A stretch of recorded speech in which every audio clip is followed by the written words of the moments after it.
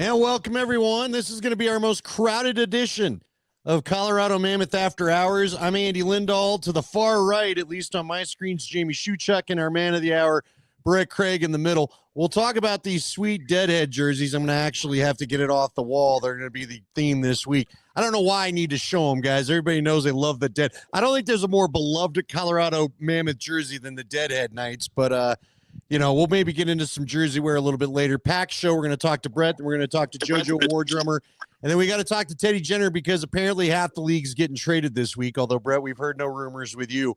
Let's get right to it, Brett. What led to the fight last week? I mean, I kind of know, but let's get your version of the story. You'd kind of had enough, it looked like, at the end of the game. Yeah, I mean, tensions boil over. Guys, pretty chippy game. I mean, obviously didn't go the way that we wanted to or planned to, and then just kind of saw red and let the frustration take over there. Well, you guys, you're going to get back this week. You get a play right again. It's a big game against Calgary. Do you feel like, do you blame it on the bye week at all? I mean, it's tough to ask you. You had just gotten back from the injured list, so it's not like you'd had more time off than you wanted to begin with. But what did the guys say after the game? What was the message after the game from the leaders, from Hopi and the boys?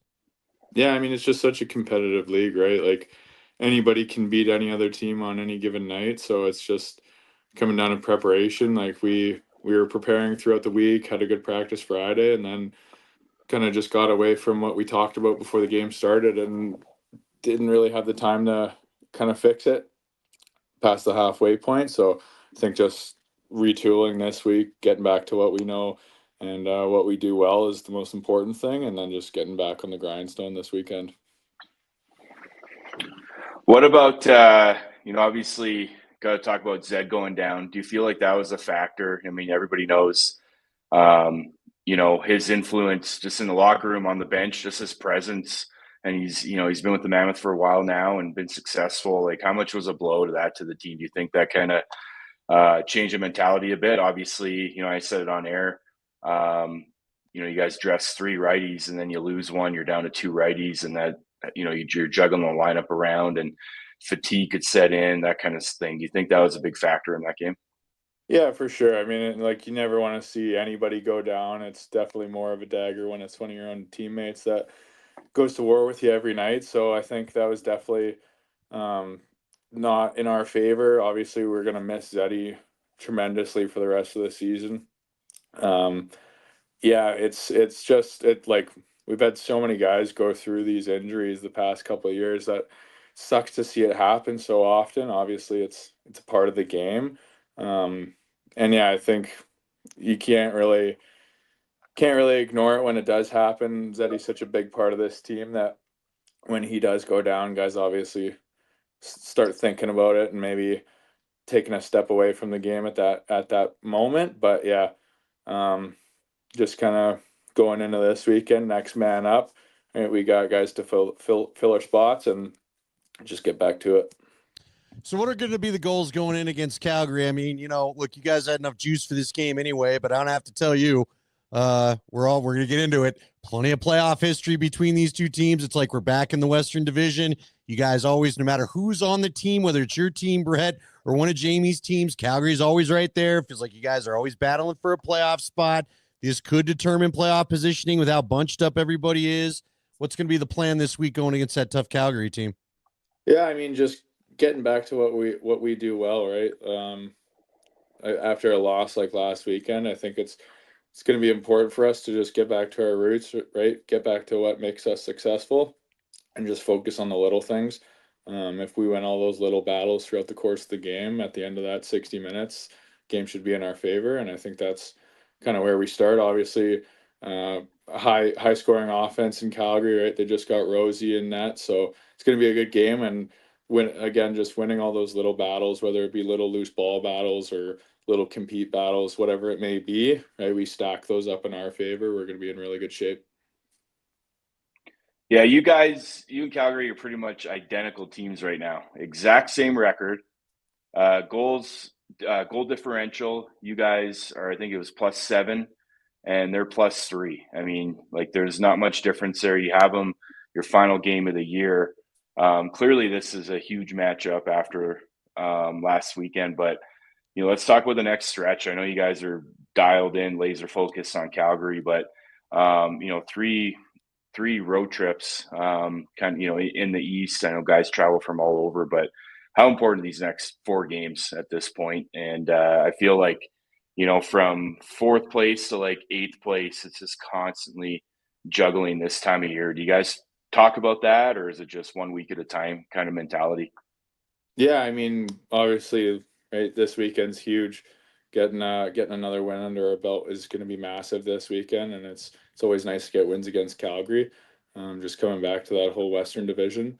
Yeah, I mean, looking at the standings, like you could go from tied for sixth to tied for third in 2 weeks. So it's really important that we just take it a week at a time, or sorry, a week at a time, and we focus on getting one win this weekend, and then head into a bye week following week. So yeah, just must win this weekend. Got to treat it like a playoff game. How'd you feel after the time off, unfortunately, from the injury? It was so wild. We got to talk to you earlier in the year, and the next thing I know, you're going on the injured list. I was like, what the heck? He just was on with us. He seemed fine. How'd you feel first game back? Good. Obviously, it's tough coming back in mid-season. There's definitely a couple mistakes I made that I'm looking back on, like just little mental things. But it's good to be back, right? Knock the rust off, get another practice in this week, and then head into Calgary, just that much sharper. And yeah, body feels good. Definitely did my rehab right, and yeah, feeling good, feeling sharp. So yeah, I'm excited to get back after it this weekend. Quick turnaround. Yeah, so replacing Zed in the lineup, obviously, we saw McDonald has a look to get in. Tyson Gibson. I mean, there's definitely options there. With trade deadline March 10th, and we saw the big news today, these last couple of days with Toronto making some big trades. Obviously, the Nick Rose trade got a first-round pick out of it, and then they traded 2 veteran defensemen. You guys just saw Nick Rose, 3 weeks ago? Yep. He's obviously one of the top goaltenders. Like, does that change the focus of, this time of year, the juggling? It's not going to be the same team that you were expecting. And then midweek, there's a giant blockbuster trade like this. Like, does that change the preparation at all, you think, on the O end? You're asking the wrong guy for O prep there. But yeah, I mean, it's definitely kind of treat it like every other game, right? You go through the scout during the week, you watch film. Yeah, we're going to be prepared heading into the game this weekend. Like I said, Calgary's a good team. They're always good. They're well coached. They work hard. They're big. But yeah, we're the same way, right? We got all the same tools. We just got to be better when it comes to the game. Put everything that we've worked on so far, and just be a little bit better every week, right? Keep building off the foundation that we have built, and we'll be in a good spot. So yeah, I think it's kind of same as every week, right? We gotta prepare for every team the same. Like I said earlier, everybody in this league is so good that you can't really take breaks during the week or heading into a game. So yeah, I think it's going to be same as business as, or kind of the same business as usual. I got to ask, we'll let you go in a couple minutes, but I got to ask you, with the trade deadline as a player, is it uncomfortable for this next week from Monday, I guess, is when the deadline will be? Do you follow social media more to see if maybe you guys are going to acquire anybody? What's the routine? Or do you just try to ignore it all and wait for the day to pass? Usually leading up to it, put the phone down. So don't really. It's obviously like exciting to watch and see what goes on throughout the league, but yeah, can't really invest too much into it. Like, guys move around all the time, so I mean, whatever happens. Yeah, I don't know. Are you a fan of the Dead, by the way? Are you a fan of the Grateful Dead, since this is one of the most popular Are you theme kidding nights me? we have every year? He's younger than me. He probably can't even name a Grateful Dead song. Hey, look, the lacrosse culture seems to like the Grateful Dead, but not a Brett Craig, I guess. I don't know. I'm too young for that. Like, I thought it was like a movie or something until I got to Denver. I was like, I had no clue. I was thinking of like the old like Evil Dead movies. I was like, oh, like this is pretty cool. And I was like, oh wait, this is music. What's going on here? So yeah, I got no clue. Like Shuey said, I couldn't even name a song. What was the review on the Captain America jerseys? What'd you think of those? I liked them. Okay. I was a fan. They're a little out there, but yeah, I thought they looked cool. Yeah, all I ask next time, and this isn't a you problem, they'll get mad at me. Let the broadcasters weigh in. Dude, the numbers, Jamie maybe can attest to it. The numbers were a little wild on those jerseys. It took me at least a full quarter to get used to looking at those numbers. You know, you get so used to how you guys look, but they were cool and they're up for auction still right now. The game war gears up at coloradomammoth.com if you want to go there and bid on some jerseys. I know, you know what? One of my old buddies that I actually played with a couple of years, he was trying to get your jersey and it got a little too rich for his blood, so he tapped out. So he was excited, and then it was last I heard, the bidding on yours was at $500. He's like, I can't do that. So I don't know where it's going to end up, but you were pretty popular jersey in the auction. So well, have you seen Krobs? He's up to some big boy money. I think he's bidding up his own. Yeah, last I looked, he was at like $2,000. I was like, "There's no chance." Like he's paying, he's bidding it up himself. That's perfect, Brett. Man, we'll have you on again before the end of the year. Please stay healthy. We need no more of this stuff going on. And good to get you on. Have a great game this weekend. We'll see you out at Ball Arena, and we'll talk to you a little bit later. All right, bud. Awesome. Cheers. Thank you, guys. All right, that's our guy, Brett Craig. We are going to talk we already got Teddy sitting in the queue, but I promised JoJo we'd go here, so we'll let JoJo jump in. While we wait for JoJo to get in there, I can't wait to get you and Teddy back together. The original, well, I can't say the original. Josh was the original voice, then it was Connor McGahee, and then Teddy replaced Connor McGahee. You took my spot in the color chair, and then they needed Teddy for bigger things, and I was the last one left in the city that could do the play-by-play, so they called me. Let's get your thoughts on the game as we wait for JoJo to join us. He's the war drummer. He does it at PLL. He does it for the NLL. It's cool to see him out at the Mammoth. He does DU games. Want to get the story behind the war drum, and I want to get the story on how we connected with him. But your thoughts on last week, man? Obviously a tough one. We didn't talk too much after, but I don't think too much had to be said, right? Yeah, I think at this point of the season, it's obviously a quick turnaround. I think it's fortunate that Mammoth get to play at home right away here. But yeah, just one of those games where you write off, but you're gonna look at your mistakes. Krager mentioned it there. He's very aware of his mistakes, and everybody in that locker room is. And I would imagine Pat Coyle was not pleased. I wouldn't not have wanted to be in that locker room at the end of that game. Probably a disappointed dad feel, I would imagine, from Pat Coyle. And that's never a good feeling because you just know, you can do better, right? And that's always the worst feeling in sports. But, good opportunity. It's not like they're, bottom half of the standings. Like they're still in a good spot. And, I think, like Craig said, treat it like a playoff game. And I think that's going to be a lot of the narrative. We call it the March to May, the playoffs. I think that's going to be the narrative these next couple months is, every game's a playoff game. They're so important on the road, at home. So it's got to take advantage of your opportunities. And I know they're going through obviously some tough lineup changes. But like Craig said, next man up. And, we've seen in past years, this Mammoth team has done that and has been successful with it. So got to write it off. Just write it off, move on. And you got a tough opponent coming in your building, who's also hungry and in the exact same position that you are. Well, we'll fire the crowd up as our guy JoJo, war drummer, and it is going to be a tough opponent. JoJo, it's awesome to get you on, man.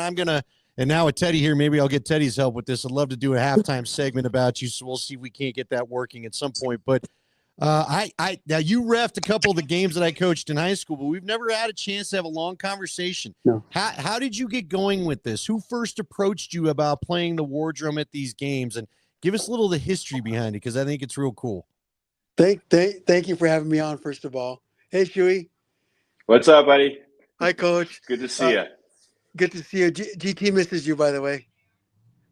Miss him too. Hope he's doing well. He's still waxing it up in the backyard in the snow or what? Yeah, he does. He does. Nice. A little while ago, we had our spring lacrosse practice, and it was pretty cold. And he just had his t-shirt on. He was begging me to, so he wanted to run a few laps. I said, "We got to go, man." Love it. Yeah. But real quick, he did ask me. He goes, "Is Coach Shuey going to be there with the Denver Elite box?" I said, "Yeah." He got a big old smile. He's like, "Okay." Awesome. Mm-hmm. Good to hear. Andy, it started off. Well, I first started doing the drums like before the Outlaws, Denver Outlaws came like in 2005. I just took my drum to youth games and stuff like that. And hold on. Sorry, can you hear me? Yeah, we got you. We're good. Oh, okay, all right. And your specific question. How did it start at the Outlaw games, and what's the history behind it? Obviously, was this something? Is this tradition for you? A little bit, yeah. Well, I first started doing those kind of drums when I was like about 7 or 8 years old. I do regular drum kits as well. But the war drum, specifically with the Outlaws, is I watched a couple of games in 2006 and 2007, but I started playing the drums for lacrosse in 2005 before the Outlaws came. Just different youth games. I would take it to different like youth games, just random games, and I noticed the huge response that the players, the coaches, the parents, the referees, it gave them all like it pepped up their step by several notches as soon as they started hitting it. So I just did that for about 3 years, and I think 2007 I was at an Outlaws game. Then I got attention of this one guy that was walking at the sideline after the game. No, it was at halftime, and that happened to be Mac. And Mac Freeman, yeah. yes, and he as I was talking about it, he knew right away what I was referring to. He goes, "Do you have your drum right now?" I go, "No." He goes, "Ah." He goes, "I would have you play it right now for the second half." But then he goes, "Talk to this guy," and that was Chuck Only, and Chuck Only liked the idea a lot. He said, "Bring it next week, and let's see how it goes." And right away from the first game, um, people dug it a lot. Now, how did you get connected with the Mammoth this year? Because this is our first year with you, right? Correct? Yes, that's correct. First year officially. About maybe like about 12, about 15 years ago, I had a couple of meetings with the Mammoths. A couple of times, even went into the building and checked it out a couple of times and had a tour and everything. But fruition never happened. And this time, her name is Erin Boring. Okay. She used to be a Denver Outlaws intern, and she asked me this last summer. She sent me a message saying, "Why don't you do the Mammoth, Colorado Mammoth?" I said, "Well," and I told her what I just told you guys. And she said, "Well, we need to make it happen. Would that be okay if I start making this happen?" I said, let's go for it. And the way she approached it was like the way she approached it was like so professional and everything. And so now she's there with the Colorado Avalanche and the Colorado Mammoth, and Aaron just made it happen. I was like, whoa, okay. So yeah. Have you been having fun? Do you feel like, I mean, look, the energy is good in the building, but I feel like we always hear a cheer when they show you on the big screen. Oh, that's cool. Right. Thank you. That's very cool. I get lots of great feedback from the people from the staff and from the fan. I'm a fan too, but from the fans and everything like that. Huge positive feedback, like nonstop. Um, I'm enjoying it. Lots of fun. It's a big blast. Box lacrosse is just so incredible. The action is just like nonstop. Um, I'm up there next to the DJ, which super cool guy. It just he's queuing me in, and he lets me know like when is it good for you, and we're feeding off each other. And then he just tells me, he goes, "Okay, now you want the O and the D, take it from there," and stuff like this, and it's really cool. Do you have planned beats that you play every week, or is it something that you feel out as the game goes? A little bit of both, Andy. I have like a little bit of planned, kind of like a coach, and they have like a play, but then if that play doesn't work out, then you got to do what you got to do, and that's pretty much like what I have on the game. Like my main thing is um, give the guys on the turf as much energy as possible that I could give out. Give them the much positive energy they could give, and whether and then on offense and defense. So the beat's a little bit different on offense, and it is on defense. The offense is typically more like upbeat and get the energy going. Let's put the ball past the goalie.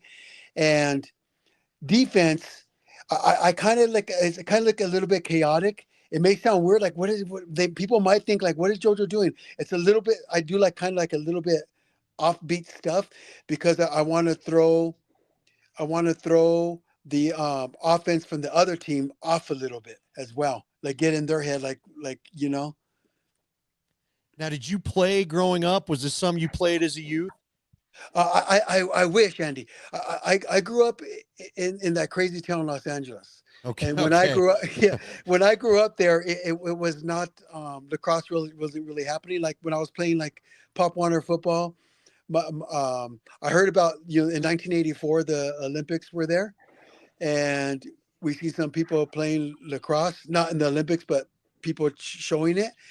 And my older brother remembers this more than me. He told me the story of when him and I talked about these people, and they talked about lacrosse for us. And then right away we felt like a cultural heritage like connection. And so the next week we had like football practice. And so I asked the coach. I said, "When does lacrosse practice start?" I said, "I can't wait to play that, man." And then like three of the coaches had no idea what I was talking about. And then three of the other coaches said, yeah, he goes, to do that, they said, to do that, you got to go up to like Malibu or go up to, or go back to New York or somewhere way up north, like Canada area. And then you could play lacrosse. I was like, oh man, I lived in the inner city. I was like, so that means I can't play. I asked my parents, and they said, we're not going to be taking you up to Malibu or anything like that to play Right. lacrosse. I think, man, so my heart was kind of like shattered a little bit.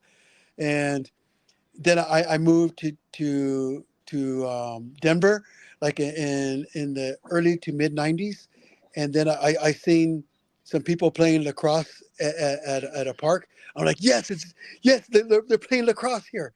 And then it disappeared again. Then I saw it again in, I think it was 2005, and that's why I was like, oh, time for my drum's gonna get to use right now. Well, that's awesome, man, JoJo. We gotta get going here a little bit Okay. because we got to get off for the Mammoth or for the Avalanche in a little bit. We got Teddy Jenner coming up, but Nice. we're glad you're there at Ball Arena. It's been great fun having you, and it's always fun to see you around this city. And you know what? We'll try to catch up with you at one of these games. But I'm glad you're part of this thing now. Thank you. I'm honored and grateful for this. Thank you, JoJo. Take care, man. Tell Teddy I said, hey. See you, buddy. See you soon. See you soon. All right, there we go. All right, let's, without further ado, let our man Teddy Jenner in. He gave a wave to JoJo because he was sitting backstage here on the app. But so Joe, I guess I should know JoJo. It feels like everybody knows JoJo, right, Teddy? I only know of JoJo. We've Okay. never actually met. It's kind of one of those cool things about the world of lacrosse, especially in the social media area, is you connect with so many people online, and whether it's fans in cities you go to or teams that you've covered, you just can always make connections. And whether it's guys like JoJo or whether it's the Rock Rowdies or fans in Rochester, you just create these cool little connections with people. And it's great to hear some of his stories, and because you don't know a lot of these stories, right? You don't know who these super fans are that live and breathe with every goal and every hit of our athletes. So it's awesome that you had him on, and I know he's a great lover of the Mammoth and all things lacrosse, and it's just awesome to hear, those fan stories, because those are things that you don't often hear about. All right, we got so much to get to with you, and we got till probably about 8:45 before we got to clear the way. Let's fire away, boys. Oh, by the way, Jamie, I was golfing today. I was golfing today. Yeah. Where are you? I was gonna ask you that. Good for you. I'm in Victoria. I played 9 yesterday. I snuck away for a bit, but it's probably nicer up there. Yeah, I was gonna say we got a little snow on the track still. Hey, first and foremost, let's not bury the lead. What do you think of the Nick Rose trade and what Toronto's doing? It's been a crazy week there, and it's going to affect Nick Rose. All of a sudden is going to play his second game in 3 games here at home for the Mammoth. They'll see him, it feels like he's living here. And then I saw a note where now he's got to play Buffalo twice again because he's with Calgary. What do you think of the whole Toronto situation? It's very unfortunate that it happened this way for Toronto, because everybody had high hopes for what this team could do. Nick Rose coming off of finally winning goaltender of the year. He wins the trifecta for, wins, goals against average, save percentage. He finally gets recognition of being this elite goaltender that we've always known he could be. And they had such aspirations with, what Schreiber can do and what they had, everything. And then injuries just absolutely crippled this team. From the back end on out, from Challen not being there, TD Erlin, Tom Schreiber, Latrell Harris, like not having those guys, and and Brad Cree in and out. So it was just an avalanche of unfortunate events for the Toronto Rock. And you start 0-5, and you kind of like, oh crap, we're behind the 8 ball. Where can we get to? And then they win a game, and okay, maybe we can turn this thing around. And then it got to a point where it was just like, nope, we're not going to turn this around. And, kudos to Jamie Dawick for realizing that, there's a time to kind of quote unquote punt on a season. And, he found some teams that had needs that he had. And, Jamie Dawick said on the Rock All Access podcast, most of the guys he's traded away are UFAs next year. So there's probably a good chance that a lot of those guys will come back to the Toronto Rock at some point. So, he got value for guys. He allowed himself to stockpile some picks. It was a shock to me because none of us ever saw the Toronto Rock being this far down the standings this late in the season. The last time it happened, they got the first overall pick, and they had Challen Rogers, and they've been phenomenal ever since. So it was a wild day on Tuesday with all the trades that were kind of happening. And some people had some pulse on it early and were putting it out there. And the Nick Rose to Calgary thing kind of didn't surprise me at all. But it's funny, the tongue in cheek, Calgary got a goalie and it's not Christian Del Bianco. So that was always the kind of the funny story. But, Rosie's got history there. He played half a season with the Calgary Roughnecks in his early days. He knows Shooter. He knows Troy. He knows Flip on that defensive end. So I think it's a good fit. I think, it's probably not going to be a game changer for them, but it's going to allow them to be even more competitive in games because we know what that offense can do. So Calgary gets a goalie they needed. Toronto moves some bodies, gets a lot of draft picks. And then they can retool. And I don't doubt that Jamie Dawick will use a lot of those draft picks to bring guys back to Toronto at some point. Yeah, I was thinking the same thing to do. I had a few, same thing as you, Teddy. I had a few conversations today. Just, it's such an interesting situation. Like, obviously with Christian Del Bianco and now Nick Rose, like, what's this offseason going to look like? Not only for Calgary, like they have, I don't understand. I'm not as privy to, the free agency rules and franchise tagging and rejections. And if you sit out for a year, are you UFA? Like, can you explain a little bit of that and, kind of what the situation is going to be with the goaltenders? Yeah. So basically Calgary can sit on Christian Del Bianco for 4 more years and just continually franchise tag him. And that's something that the NLLPA is trying to rework into the CBA. I think there's a lot of, because I think as it stands right now, you have to be 33 and have, I think, 6 years of service. And Delbs isn't that old yet. So it doesn't matter that he's been in the league for a decade, because he's not at a certain age. He doesn't qualify for unrestricted free agency yet. So the PA wants to kind of change those numbers and just kind of make it easier for some guys to find free agency. So, the problem for Calgary is, sure, you could just, stand your ground and continually franchise Christian Del Bianco and have him say, I'm not going to report. But you're probably going to lose Jesse King in the next little bit. You won't be able to sign Dixon or Doby in the next little bit. You're probably going to lose out on a guy like Tyler Pace as it goes down the road. So, it's how long do you want to stand your ground? And if you're set on doing it for 5 more years, then unfortunately you're going to see a lot of guys leaving Calgary, as we've seen over the last handful of years. So, Nick Rose is a UFA. I don't see any, maybe he does sign back in Calgary. All signs would point him going back to Toronto, but, maybe he's worn out his welcome in Toronto. Jamie Dowek saying on the podcast with the Toronto Rock podcast, like, he doesn't know.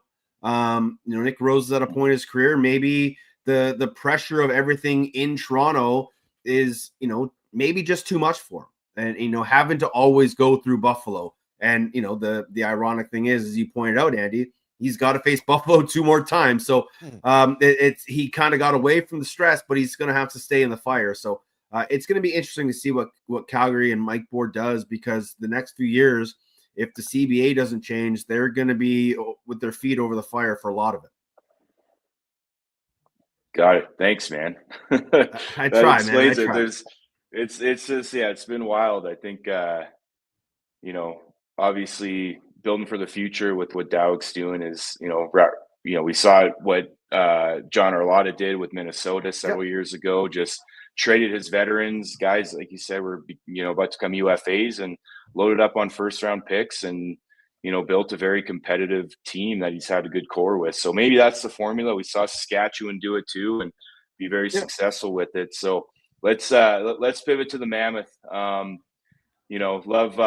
working with Andy, but obviously definitely miss seeing you on the weekends and flying in, and but no, just hearing your insight, Teddy. Like, you're one of the, I don't know what you call it, just gurus of lacrosse, man. I feel like you're a wealth of knowledge. You're my go-to for any information I need. So I appreciate that. But being removed from the Mammoth, obviously you're a mainstay here and would fly out for home games and do the play-by-play.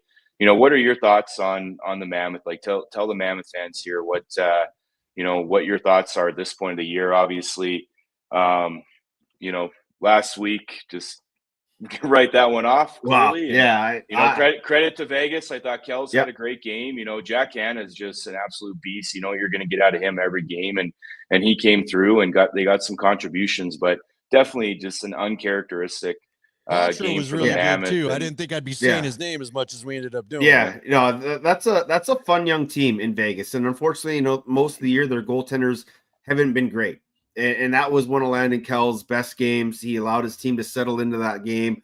And I heard you talking with Kreger earlier, and the sentiments around the Mammoth organization is that once Zed went down, you could feel the entire deflation of that team. And as we know, the Mammoth, they've always been able to find that next man up mentality, but in the moment, it was crushing to them because of everything that Zed means to those guys. And I've been thoroughly impressed with Connor Kelly. Earlier in the season, I was kind of really heralding his skills and saying, he's going to be the next Connor Fields. I think he can still get there. He's still got some things to work out, but he's incredibly talented. Will Malcolm's starting to find it, getting now chemistry with Connor Robinson and Eli on that lefty side. And me, I'm always going to be a fan of Ryan Lee. So this is a team that has tons of offensive talent. The loss of Zed hurts. Tyson Gibson's going to get a lot of looks now. If this may be a hot take or not, but we're talking about Toronto and the trades. If Tyson Gibson and the righty offense doesn't work out this weekend, I think the trade talks for Tom Schreiber really start to heat up. I jokingly put that out there saying, with all the trades Jamie was making, I thoroughly expect him to trade Schreiber to Colorado just because of the Zed injury. If the offense doesn't have a great game this weekend against Calgary, I think those trade talks heat up even more. I think it would be a great fit. I would love to see Schreiber in the Mammoth colors. Even if it is on a 1-year rental, I think this team, is still poised to be a championship contender. The biggest thing is, guys, is like, look at their season so far. Other than the first 2 games, they've gone win-loss the rest of the way. Yep. They Jamie's been cannot talking put about it. consecutive games together, and that's not a recipe for success. When you play that way, you're destined to be 9-9, and you're a bubble team. So they've got to go down the stretch of the next few weeks and find some wins, and I think they can. You know, you get Calgary at home, and who knows what they're going to look like with Nick Rose playing his first game behind that defense. So they might be able to catch a Calgary team, you know, not quite there yet. Philly's been hit and miss. If you can shut that offense down, you've got a good chance. Ottawa has been hot and cold. The Rush are really good. You get the Rush, the Bandits, and the Rush back to 3 in a row. So that's a tough stretch. Over the next 3 games, they got to be at least 2-1. They got to put a couple wins together in a row and get some momentum going, because the back end of their schedule is going to be really tough. I still think this is a playoff team, but they're going to have to find a way to just put somebody in to just bring the energy that Zed does. And if they can't do that, they're going to be in trouble. Yeah, so let's talk about that, because listen, I saw your tweet about Schreiber, and I don't think you're all that far off. I'll just put it that way. But you got to be careful what you give up. You've already said it in your answer previous when we talked about Rose. These are rentals, and I know Jamie mentioned it. I mean, I saw the list. I think it was Graham Perot put out there, or Adam Levi. I can't remember which one, but one of the great NLL reporters there put out there. There's a whole bunch of dudes, including Schreiber, that can say, I'm not taking the franchise tag. And you don't want to go giving up a first-round pick, have your bubble burst. And look, I hate to say it, I'm not trying to bring up old wounds, but I watch Outlaws. I would not be angry if Brendan O'Neill was in Mammoth uniform right now. You don't want to have that scenario play out, right? Yeah, you're right. And that's what Brad Self is making sure he doesn't do. He doesn't want to pillage this team for a guy that won't be here next December, right? Like, he wants to make sure if he's going to make a deal, whatever the deal is, if it's for Schreiber, if it's for somebody else, that the return isn't, you're not overpaying. Sure, it's Tom Schreiber. You're probably going to have to give up a first. Jamie Dawick's already got 3 firsts this year. He'd probably like to stockpile one for next year, so he's got a couple more.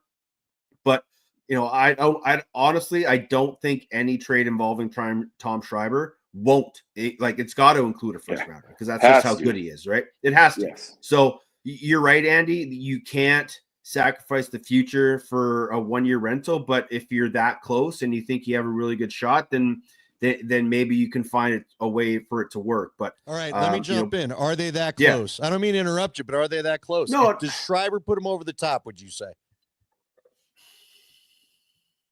I think he definitely can help.